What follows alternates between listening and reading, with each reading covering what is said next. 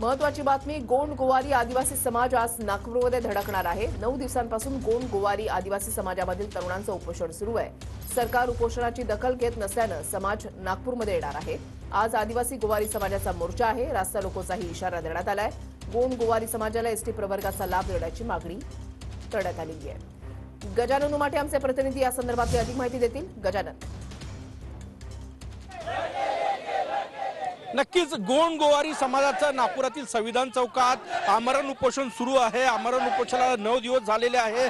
सरकार दखल घेत नाही म्हणून जवळपास 8 ते 10 हजार आदिवासी आज दुपारी 12 वाजता नागपुरात धडकणार आहे। त्याची सुरुवात झालेली आहे। महाराष्ट्राच्या वेगवेगळ्या भागातून गोंड गोवारी समाज जो आहे तो नागपुरात यायला सुरुवात झालेला आहे। या ठिकाणी 12 वाजता रास्ता रोको आंदोलन जे आहे ते केलं जाणार आहे।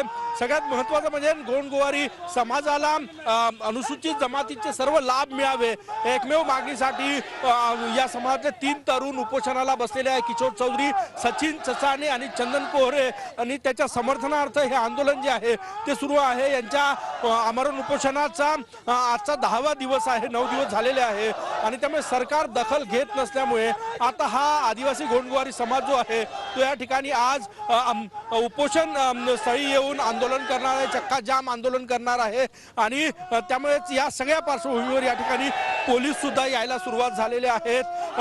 26 तारखेपासून यांचं आमरण उपोषण सुरू आहे, परंतु सरकार दखल घेत नसल्याचा आरोप करत आज रास्ता रोको आंदोलन केलं जाणार आहे। त्यासाठी वेगळ्या भागातून आदिवासी गोंड गोवारी समाज जो आहे तो नागपुरात यायला सुरुवात झाली। नक्कीच धन्यवाद गजानन, दिलेल्या सविस्तर माहितीसाठी। अपडेट सातत्याने जाणून घेणार आहे।